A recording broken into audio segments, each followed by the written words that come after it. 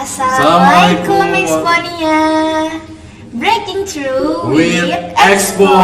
Halo sobat-sobat Exponia dimanapun kalian berada. Selamat pagi, siang, sore atau malam. Semoga selalu dalam keadaan yang sehat.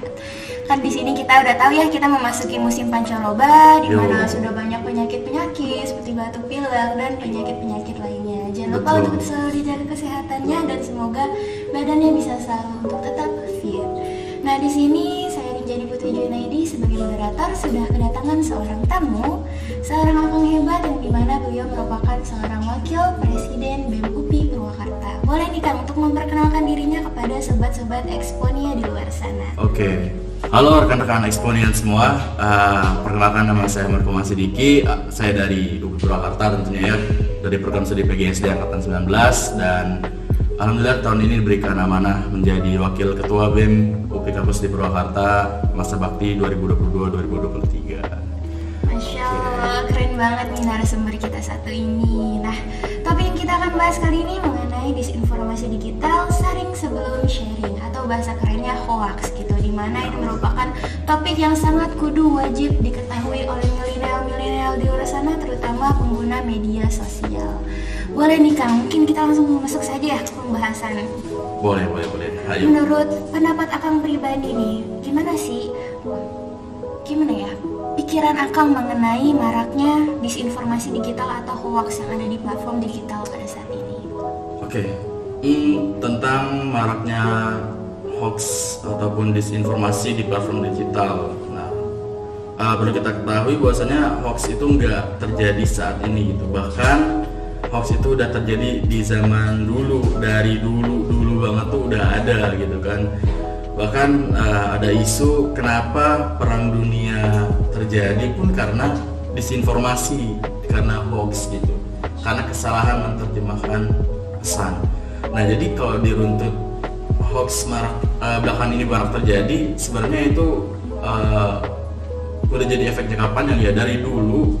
Dari dulu pun udah banyak hoax yang terjadi ya kan, tetapi mungkin karena tadi ya sekarang akses informasi mudah, cara kita mengetahui informasi terbaru dengan sangat mudah bisa kita ketahui dari manapun, dari media sosial, dari ya mungkin WhatsApp, grup keluarga gitu ya, yang kayaknya gampang banget kita akses info tuh, kayak semenit sekali ada informasi baru, 1 detik sekali ada informasi baru. Jadi benar-benar kita tuh bisa bilang over informasi, banyak informasi baru yang masuk dan kita cerna gitu. Nah, itu yang mungkin bisa dibilang kenapa hoax itu marak, karena tadi yang gue pikir tuh ini filter kurang gitu. Orang-orang tuh ada filter, tapi filter yang dia punya tuh nggak sebanding sama informasi yang masuk gitu. Jadi jebol, ada aja informasi hoax yang masuk kayak gitu. Dan juga selain hoax juga kita bicara tentang disinformasi gitu ya. Kalau yang saya pahami, disinformasi ini kerangka umum dari hoax itu. Hoax itu salah satu bagian dari disinformasi. Karena apa? Karena disinformasi itu nggak menyoal tentang hoax. Hoax itu kan bisa dibilang informasi yang nggak valid, informasi yang benar-benar nggak ada dan diada-ada. Tapi kalau disinformasi itu lebih menyeluruh secara umum. Ada informasinya tapi dieksploitasi oleh sebagian pihak untuk menguntungkan kelompok atau pihaknya. Ada informasinya benar, akan tetapi dibuat citranya seolah-olah salah gitu. Ada informasinya benar, akan tetapi penggiringan opini atas kasus atau atas informasi tersebut menyimpang. Jadi bisa dibilang hoax ini cuma bagian kecil dari penyimpangan informasi. Dan balik lagi ya, yang namanya penyimpangan informasi itu ditangkap oleh kita gitu. Entah penyimpangan informasinya saat kita terima dalam memahami suatu informasi, ataupun memang si informasi ini didesain untuk multitafsir, sehingga tadi menimbulkan banyak tafsiran umum di publik seperti itu tentang hoax dan juga disinformasi. Oke, nah tuh sobat Exponia, serem ya, disinformasi itu bisa menyebabkan perang dunia gitu di zaman dulu. Bahaya juga nih. Jadi tadi sesuai dengan pemaparan Akang gitu, berarti hoax itu termasuk dalam kerangka dari disinformasi gitu atau penyelewengan informasi. Betul. Untuk disinformasi itu lebih menyeluruh gitu ya Kang. Ya, karena ya tadi disinformasi itu bisa dibilang bentuk global dari berbagai hal yang mendukung hoax gitu. Saat misalkan kita merangkai hal-hal yang tidak benar menjadikan satu hal baru, bisa jadi satu hoax.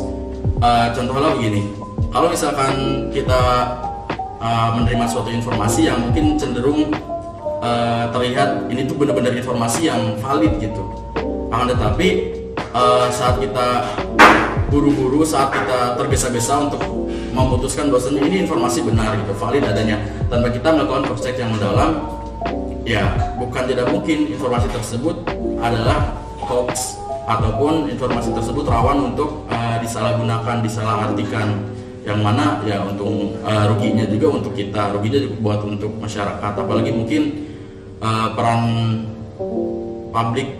peran tokoh publik dalam menyampaikan informasi itu penting gitu ya. Karena apa? Karena orang-orang biasanya ya, balik lagi di kita di Indonesia yang saya lihat itu nggak melihat suatu informasi dari apa yang disampaikan, tapi siapa yang berbicara gitu.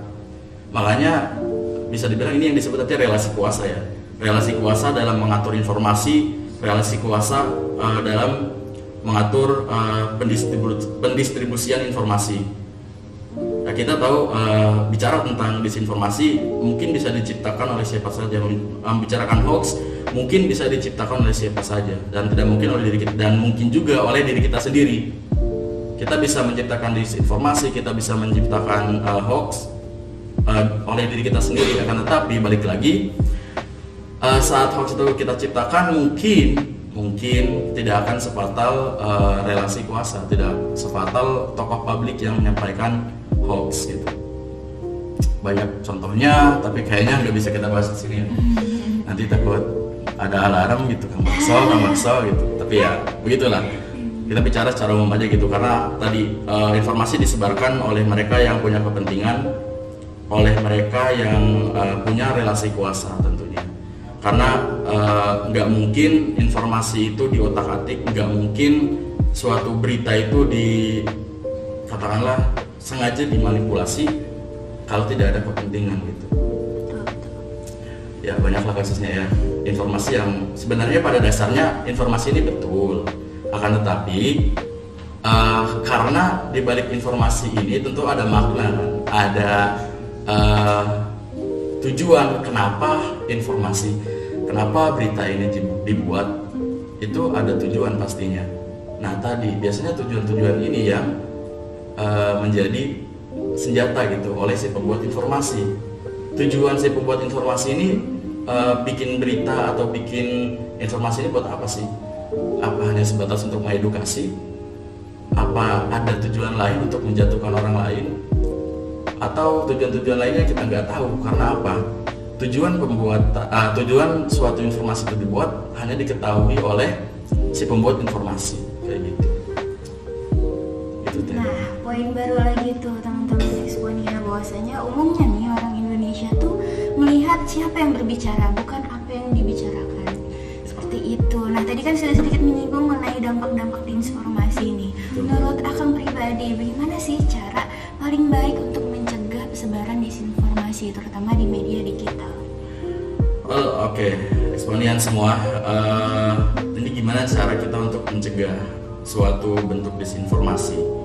Mungkin lebih tepatnya kita nggak bisa mencegah suatu disinformasi gitu ya, karena balik lagi kalau berbicara secara personal ya umum lah ya, kita sebagai manusia masa setega itu membiarkan masyarakat termakan informasi bohong gitu, hoax, atau membiarkan masyarakat tuh hanyut dengan informasi-informasi yang sebenarnya ada tujuan-tujuan tertentu, entah tujuan edukasi, politis, dan lain sebagainya.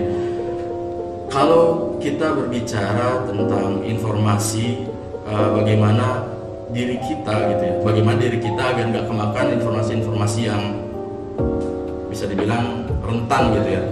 Yang pertama tentunya kita harus memperluas wawasan gitu.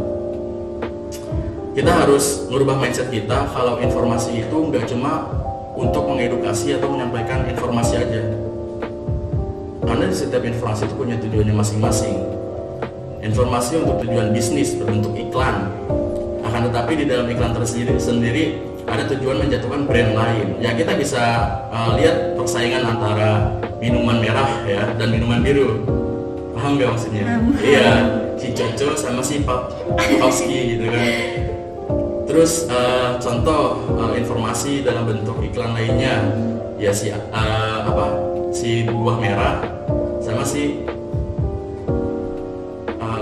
Samsung kalau nggak salah gitu. Jadi ya, kita lihat dari bagaimana mereka membranding produk mereka dengan cara membanding-bandingkan dan cenderung informasi yang disampaikan sebenarnya betul, tapi ada tujuan lain menaikkan brandingnya dan juga menjatuhkan branding lain.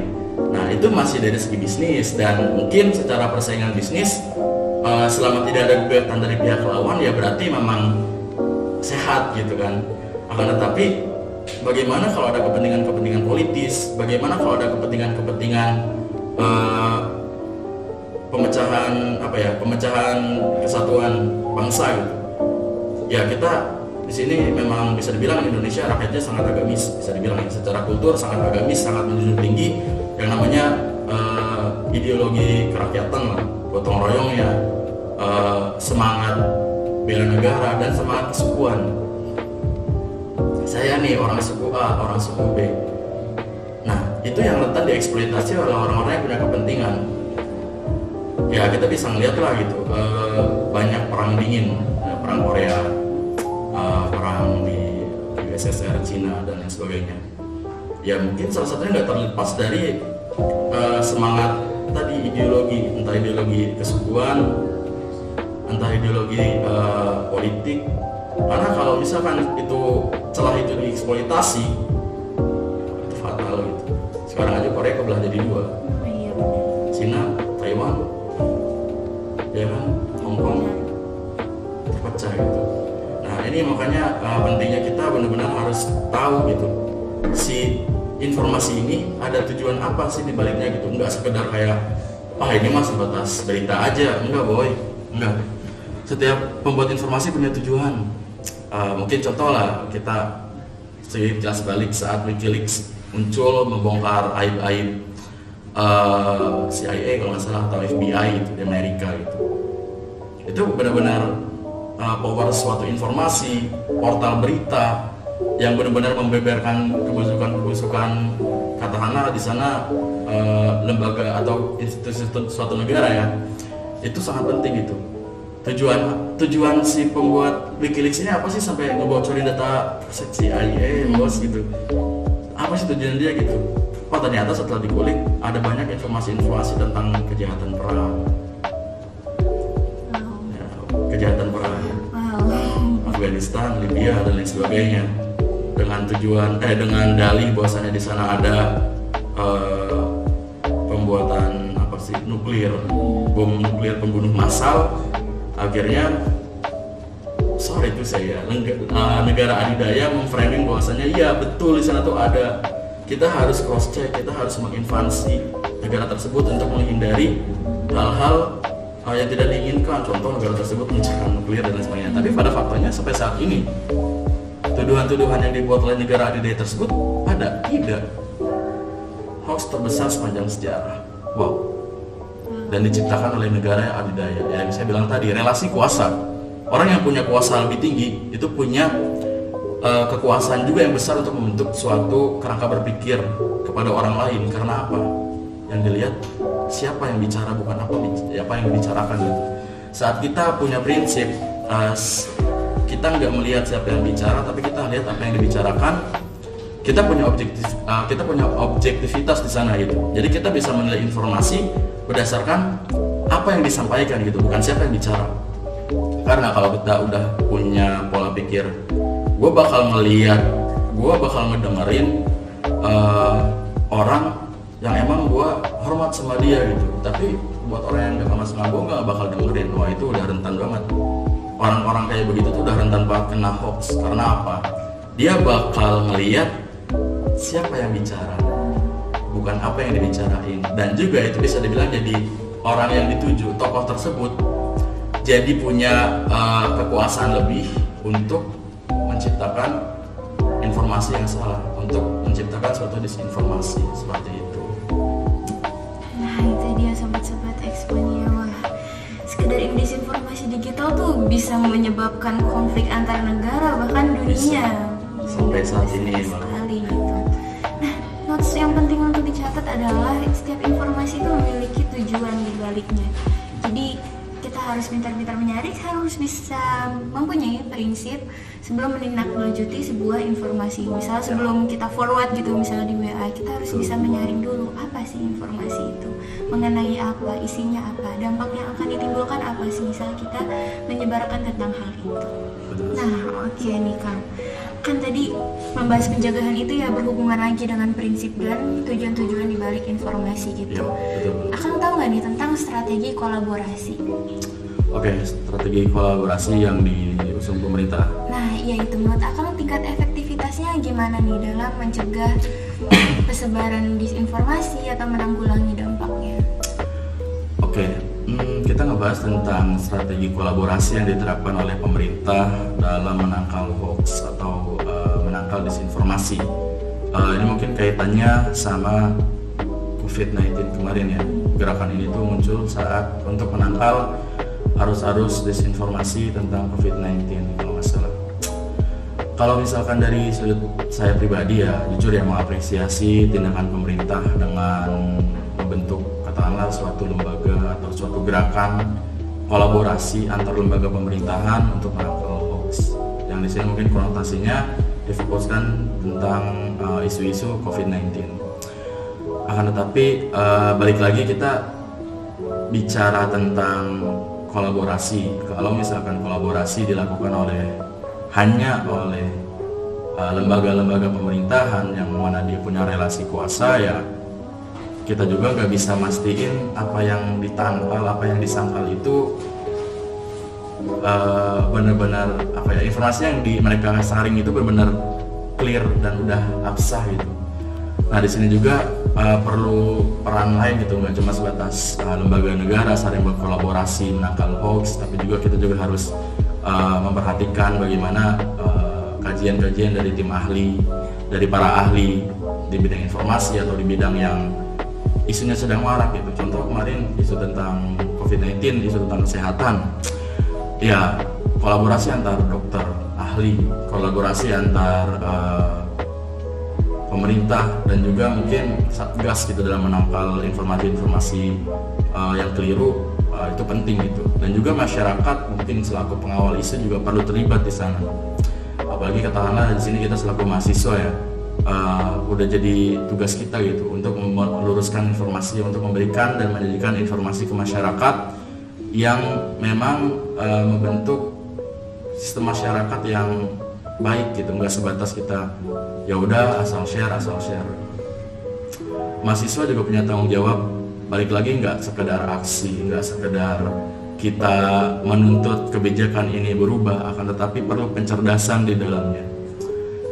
Ya mungkin kalau bicara tadi ya balik lagi di awal terkait banjir informasi, yang mana kalau dulu kita tahu informasi dari koran aja, dari apa yang dibaca, sementara sekarang benar-benar informasi apa kata orang pun ya semua berubah dari konvensional bentuk cetak ke bentuk digital. Yang dulu kita harus kebat-kebet berapa halaman, sekarang cuma tinggal cari keyword aja, keyword tentang isu ini, cari kajiannya dan sebagainya itu bisa. Nah mungkin itu juga yang jadi kolaborasi, nggak sebatas dari pemerintah aja gitu. Pemerintah juga harus merangkul banyak pihak, baik dari kalangan cendekiawan, budayawan, kalangan ahli ya, saintis ya, khususnya mungkin kita selaku mahasiswa yang ya udah jadi hak kita lah selaku mahasiswa tuh buat mencerdaskan masyarakat, memberikan pencerdasan pada masyarakat gitu. Karena percuma kalau misalkan kolaborasi itu dilakukan tapi hanya satu pihak aja gitu, karena nantinya akan ada disinformasi yang lain, entah nanti bentuknya disinformasi karena ketidakpercayaan publik sehingga publik mengira-ngira apakah betul informasi yang kalian sampaikan ini gitu. Nah makanya itulah prinsip kolaborasi yang dipakai, melibatkan semua pihak. Itu nggak sebatas lembaga pemerintahan aja yang bergerak menangkal hoax, tapi juga harus melibatkan banyak pihak, khususnya kita mahasiswa dengan kesadaran diri ya harusnya meluruskan informasi-informasi yang ada kayak gitu, memperluas wawasan juga. Berarti kita pun memiliki peran ya terhadap kolaborasi gitu. Itu harus. Pastinya. Itu harus. Nah, kita juga sebagai milenial muda, terutama para mahasiswa juga harus mampu berpikir kritis karena hal itu bisa menjadi tameng untuk kita terhadap isu-isu, terutama isu-isu yang sedang marak atau panas gitu di media sosial. Nah, itu dia kamu. Mungkin sedikit membahas dengan berpikir kritis nih. Tadi kan orang sudah menjabarkan banyak hal gitu, begitu luas wawasan akang, begitu dalam juga pengkajiannya. Kira-kira ada sedikit saran-saran gitu gak buat sobat-sobat eksponen di luar tentang apa sih itu berpikir kritis, gimana caranya kita punya pikiran yang kritis gitu? Oke. Begini ya, sebagaimana saya mungkin mengkaji ataupun kayak banyak mencari informasi, mencari kajian banyak tentang isu-isu, bukan berarti saya juga terlepas dari hoax gitu. Saya dulu pernah jadi pembuat hoax sekitar SMP dan SMA. Makanya saya banyak tahu bagaimana cara penyusunan, bagaimana hoax itu berjalan gitu. Jadi bisa dibilang saya juga pelaku dan ya tadi karena dulu mah mungkin membuat hoax jahil gitu ya, untuk dilihat, untuk mencari perhatian orang lain. Akan tapi setelah saya pelajari kembali, kalau misalkan hoax ini dibiarkan, itu jadi benar-benar mesin pembunuh. Gak cuma sebatas ngejatin orang, bahkan hoax itu bisa jadi mesin pembunuh orang lain, entah membunuh karakter, entah membunuh benar-benar membunuh, menghilangkan nyawa gitu. Karena tadi hoax yang kita ciptakan tergantung apa tujuan kita. Nah, makanya teman-teman di sini kalau misalkan bicara berpikir kritis, nggak hanya dari segi kita harus mengkritisi setiap informasi. Ya tadi ya, kita harus melihat apa kontennya gitu. Kita harus melihat apa konten bahasanya, bukan dari siapa yang menyampaikannya. Mungkin stigma mahasiswa berlawanan dengan pemerintah, mahasiswa berlawanan dengan lembaga, itu masih jadi pattern yang kayak saklek gitu. Yang mana pokoknya setiap informasi yang disampaikan pemerintah, setiap kebijakan pemerintah itu harus kita lawan gitu. Nah, tapi di satu sisi juga kita juga selaku peran ya, namanya juga mahasiswa dengan pemerintah berjalan bersama-sama. Ya saat memang kebijakan itu ada yang menyimpang, kita kawal, kita luruskan. Pun saat ada yang bagus dan bisa membuat masyarakat sejahtera, ya kita dukung gitu kan. Nah, jadi berangkat dari pola pikir konten bahasan gitu, bukan siapa yang ngebahas, tentang apa isinya gitu, bukan tentang siapa yang menyampaikan isi tersebut. Karena saat kita udah punya loyalitas terhadap suatu entitas tertentu, kalau kita udah punya loyalitas sama suatu pihak tertentu, biasanya hal itu yang akan menutup kita dari segi objektivitas. Karena berpikir kritis itu nggak sebatas kita mengkritisi suatu hal, tapi bagaimana cara kita bersikap tentang suatu isu, tentang suatu informasi, bagaimana cara kita untuk bersikap di tengah mungkin suatu konflik gitu. Kadangkala kita harus berpihak pada yang menentang konflik tersebut, atau kadangkala kita juga harus berpihak sama yang mendukung konflik tersebut. Karena ya tadi gitu, berpikir kritis nggak sebatas kita mengkritisi suatu hal, tapi berpikir lebih jauh tentang sebab akibat, sebabnya kenapa kok informasi ini bisa muncul ke permukaan, terus kira-kira dampak apa yang bisa terjadi saat informasi ini dikeluarkan gitu. Ya semua balik lagi, kalau kita ini di otak saya ini banyak banget yang mau disampaikan, cuma kayak pikirnya gini, pokoknya simpelnya gini teman-teman, dalam dunia ini itu banyak hal-hal yang nggak kita ketahui. Ya yang cuma kita ketahui biasanya hal-hal dasar kayak tadi, berpola pikir kritis, kita memperluas wawasan, memperbanyak bacaan, banyak diskusi. Akan tetapi setelah proses itu kita tempuh, banyak hal-hal baru yang bakal teman-teman dapetin kayak gitu. Karena awalnya mungkin kita membahas tentang hal-hal simpel gitu, informasi yang ada, satu informasi, contohnya di tongkrongan gitu, si A gini, ya kita berpikir kritis kayak bener nggak, akhirnya apa nanya kan. Prinsip tadi ya, berpikir kritis dalam hoax dalam informasi ya begitu gitu. Saat misalkan kita ada informasi masuk ke kita, saat kita memang punya kompetensi, saat kita punya informasi atau punya wawasan tentang hal tersebut, kita luruskan. Kalaupun tidak, ya kita tabayun, kita cross check lagi terhadap siapa objek yang dituju dari informasi. Karena itu bakal jadi bumerang saat misalkan kita sebatas ya udah weh gitu, ini informasi benar, tadi sampein salah, hoax, akhirnya saya nyesel. Nah itu yang saya rasakan dulu gitu. Jadi pola pikir kritis biasanya muncul dari pengalaman sih. Makanya itu perlu banyak wawasan, perlu banyak bacaan, dan juga perlu mengasah pola pikir lewat diskusi, dan nggak sebatas diskusi berkumpul untuk membahas hal-hal yang nggak jelas. Jadi diskusi di sini benar-benar yuk kita randingin suatu topik, kita bahas, kita kaji mendalam. Nah di situ biasanya kita bakal dapat poin-poin, bisa dibilang oh baru kayak ternyata begini ya. Nah itu yang saya alami saat saya masuk kuliah gitu, banyak berdiskusi dengan kakak tingkat, dengan teman seangkatan tentang hal-hal tertentu yang mengubah pola pikir saya. Dan biasanya nih ya, orang-orang yang memahami tentang suatu hal biasanya lebih banyak cenderung mengacukan informasi yang ada gitu, karena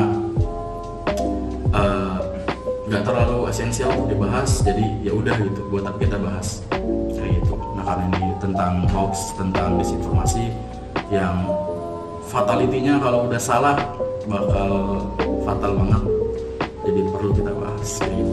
Jadi pola pikir kritis nggak sebatas lu mengkritisi suatu hal, tapi lebih dari itu, lu harus tahu apa sebabnya, siapa aktor yang terlibat, siapa aktor yang dituju, muatan informasi apa yang dibawa, dan ini mungkin yang sulit menentukan kira-kira apa tujuan dari informasi ini disampaikan gitu. Dan juga membuat kita juga harus membaca peta lingkungan, peta kondisi.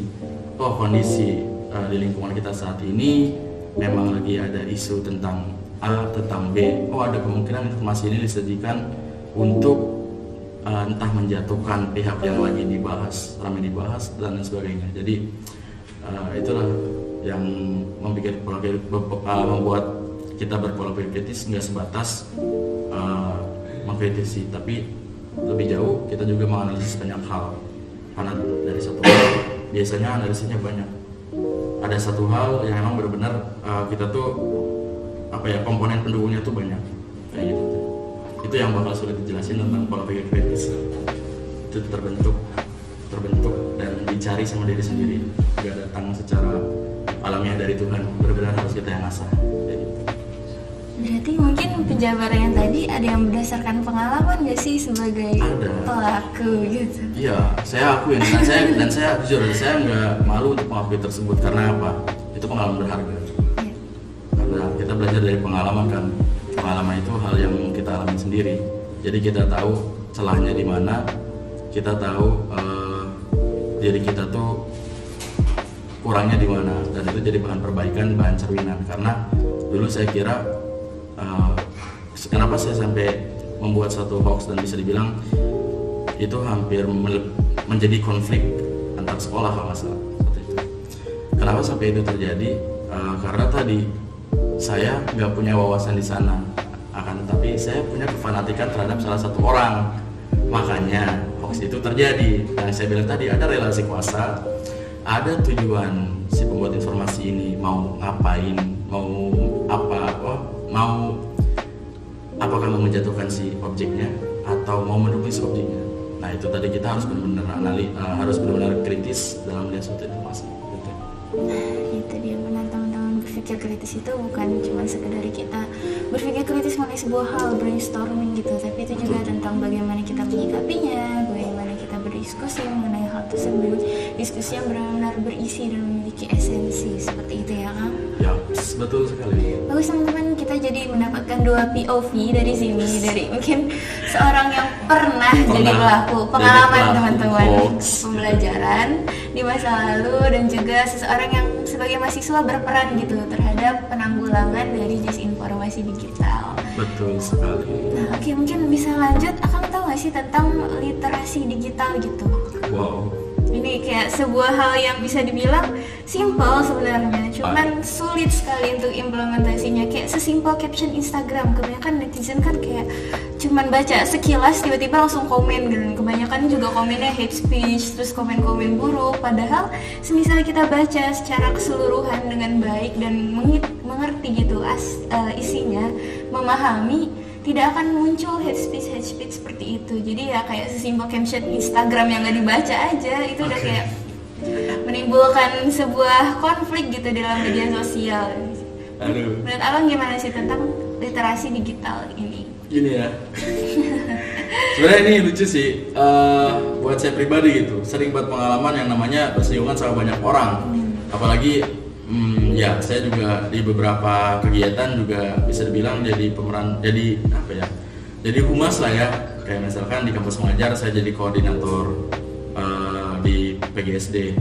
Banyak informasi yang disampaikan yang kadang-kadang gimana sih, informasi yang dari atas saya rinci, saya coba bikin sesederhana mungkin, tapi masih ada aja yang menanyakan hal yang udah dicantumin di situ gitu.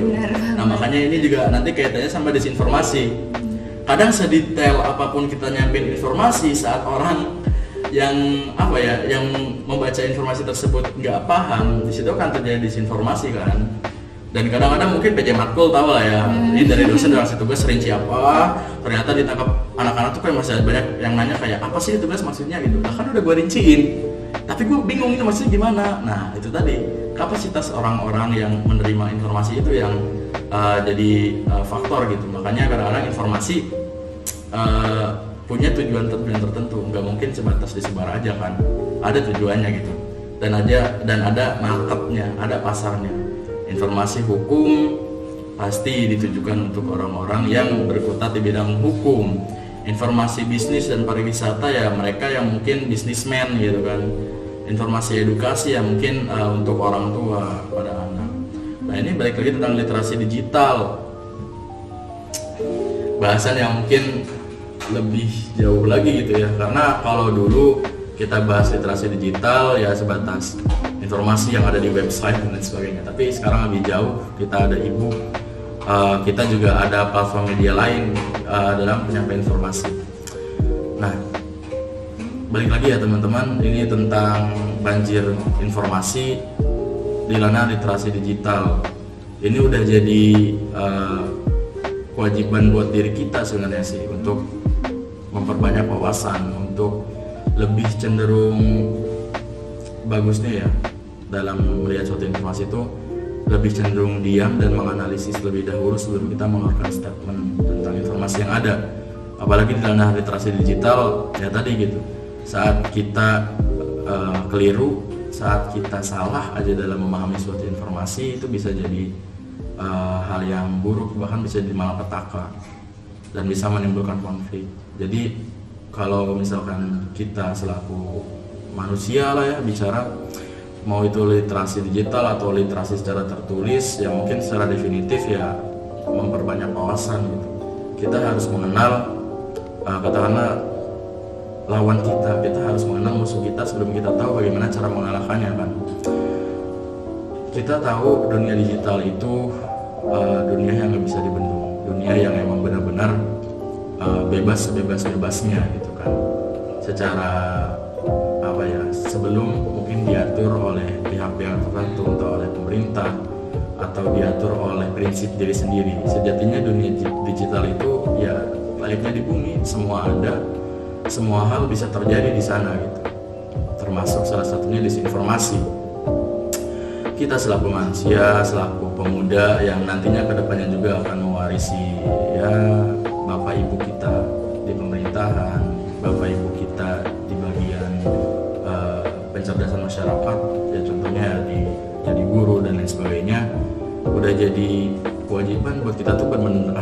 harus meningkatin kompetensi diri gitu. Kita nggak bisa berpuas diri di posisi kita, contoh lah ya, saya nih udah dapat juara di lomba esai atau di PKM atau di prestasi yang lainnya gitu ya.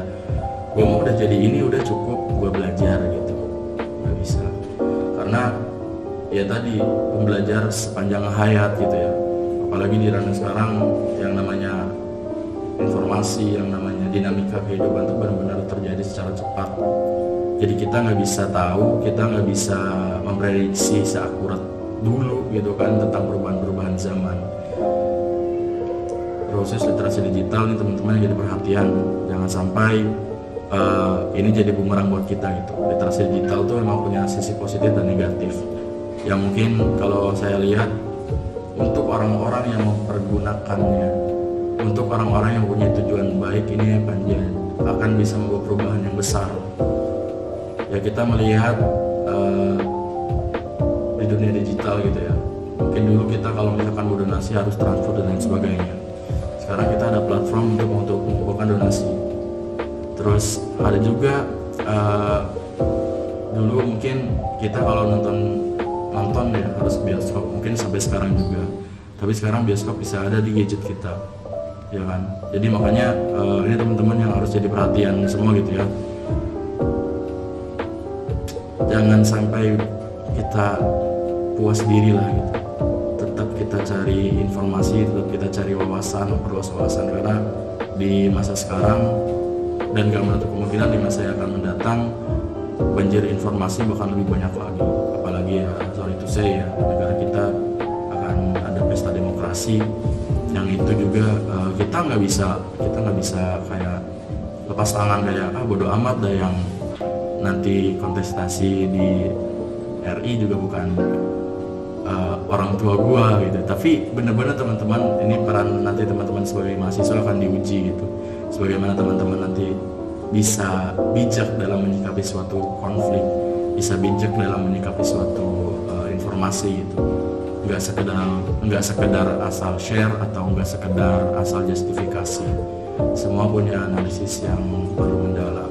Ya semua balik lagi sih, mau literasi digital, mau literasi biasa, pola pikir kritis, luasnya wawasan dan pemahaman, dalamnya analisis, serta analisis manajemen risiko yang memang teman-teman perlu dalami di situ. Karena ya tadi setiap informasi punya tujuan dan setiap tujuan tentu ada risiko gitu kan. Entah risikonya negatif kepada satu pihak tertentu atau yang paling fatal informasi ini diciptakan untuk membentuk dinamika yang jelek di masyarakat. Itulah mahasiswa, nanti teman-teman harus mengedukasi masyarakat, nggak cuma sebatas ya udahlah kuliah gitu kan, nanti balik. Tapi ya teman-teman juga orang penting, walaupun teman-teman di kampus cuma kupu-kupu, tapi teman-teman orang penting di lingkungan masyarakat teman-teman. Betul. Kayak gitu, harus punya peran yang lebih selaku mahasiswa. Dan juga belajar sepanjang hayat, kontinuitas untuk memperluas wawasan itu penting banget. Betul sekali. Karena itu dampaknya untuk secara jangka panjang gitu untuk kita manfaatnya. Betul. Nah, oke nih, tadi kan membahas tentang literasi digital. Mungkin teman-teman sendiri juga punya pengalaman gitu. Misalnya teman-teman ngechat teman kalian gitu, udah panjang lebar, tiba-tiba teman kalian tuh nanya lagi gitu, pertanyaan yang sebenarnya jawabannya udah ada di apa yang kalian sampaikan gitu kan. Kadang kita suka kayak ngeselin gitu, kayak kesel gitu. Tanyain lagi gitu itu kan. tuh udah ada, baca yang bener sih kayak gitu. Ikro gitu kan. Itu contoh terkecil ya gitu ya teman-teman dari pentingnya literasi digital ini. Namun tetap mempunyai negatif dan positifnya sendiri. Betul. Itu bagaimana teman-teman untuk menganalisis dan lagi-lagi berpikir kritis mengenai hal tersebut. Nah kita nih Kang, aku mau kita beranjak ke sebuah pembahasan terakhir, tapi last but not least ini pembahasan yang sangat penting gitu. Kita sebagai mahasiswa, sebagai kaum muda mungkin di luar sana, teman-teman Exponia gitu, gimana sih peran aktif yang kita bisa berikan gitu dalam keseluruhan disinformasi digital ini?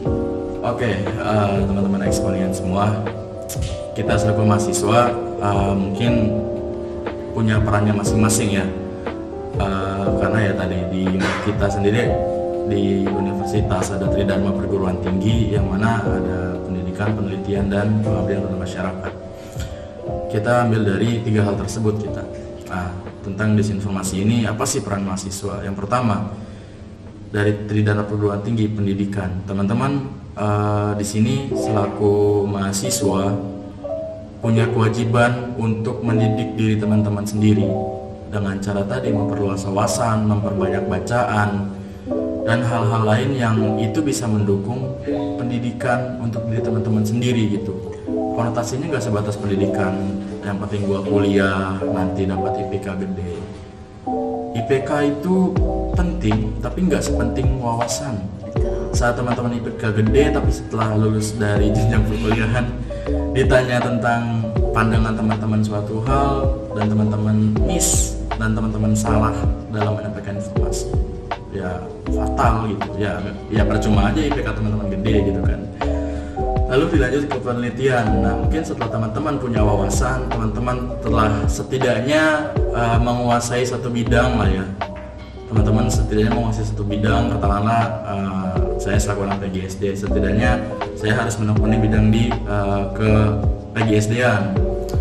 Dan ya mungkin ya saya kuasai mungkin di ranah psikologis dan juga di administrasi secara teknikal ya. Dan secara teoritis saya bukan tipikal orang yang gampang menghafal gitu kan. Jadi bisa dibilang secara teori saya tidak menguasai secara definisi gimana, tapi secara praktikal insya Allah bisa gitu kan. Nah, jadi kita setelah kita punya wawasan, saat kita udah punya pengetahuan, di sana kita melakukan penelitian analisis. Oke, dari wawasan-wawasan yang udah kita dapat, dari wawasan dan ilmu pengetahuan yang udah kita pelajari, kira-kira mana nih yang menyokong, yang mendukung perubahan di diri kita. Karena kadang-kadang juga kita dalam tahap pendidikan juga tadi ya banyak informasi kita serap, kita menyerap banyak ilmu. Tetapi setelah kita analisis, setelah kita kayak ngerasa kayaknya nggak cocok nih informasi ini tentang karakter gua, dan akhirnya ya udah teman-teman juga nggak salah kalau misalkan harus mengeliminasi wawasan tersebut, tapi bukan berarti ngebuang jauh-jauh, tapi tidak memprioritaskan lagi informasi tersebut. Lalu pengabdian pada masyarakat dalam kasus hal literasi digital dan juga disinformasi ini, teman-teman juga tadi ya mengedukasi masyarakat.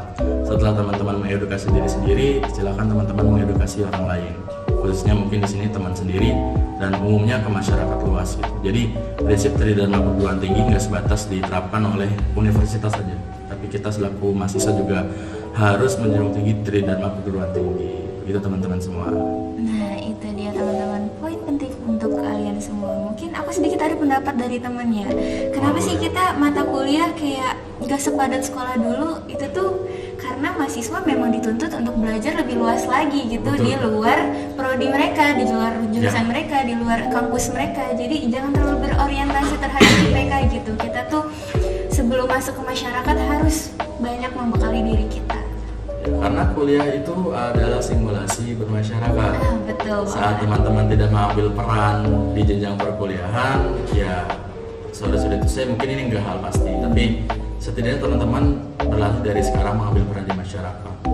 Entah itu peran sebagai ya tentulah di organisasi, ya berarti yang mengorganisir pemerintahan, ataupun misalkan teman-teman selaku peneliti dan nanti jadi saintis di bentuk masyarakat kita. Ya, jadi benar-benar teman-teman silakan ambil peran sebaik mungkin di perkuliahan, jangan sia-siakan masa 4 tahun aja teman-teman berkuliah. Insya Allah 4 tahun. Insya Allah. Kalau nggak nambah ya, mudah-mudahan. Syukur 3,5 tahun. Amin. Tapi ya nikmatin aja lah, dikasih normalnya 4 tahun, 4 tahun aja. Betul. Gitu teman-teman.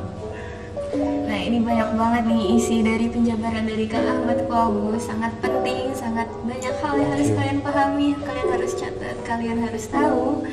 Dan kesimpulannya mungkin intinya bahwasanya informasi itu memiliki tujuan di baliknya. Gimana caranya kita mempunyai tameng terhadap informasi-informasi itu, jangan langsung menelan mentah-mentah, tetapi harus bisa menyaring sebelum kita mungkin men-sharing hal itu. Saring sebelum sharing. Itu penting banget teman-teman. Kita harus mempunyai tameng, harus bisa menganalisis, berpikir kritis, terus memperluas wawasan kita, belajar secara kontinuitas dan banyak sekali teman-teman. Jangan lupa semuanya untuk hal-hal penting tadi. Mungkin kita telah berada di akhir pembahasan. Terima kasih sebelumnya kepada Kang Ahmad Komu atas ilmunya, sangat bermanfaat pastinya untuk teman-teman di luar sana. Kita tutup. Wassalamualaikum warahmatullahi wabarakatuh. Dadah sobat-sobat Exponia. Ketemu lagi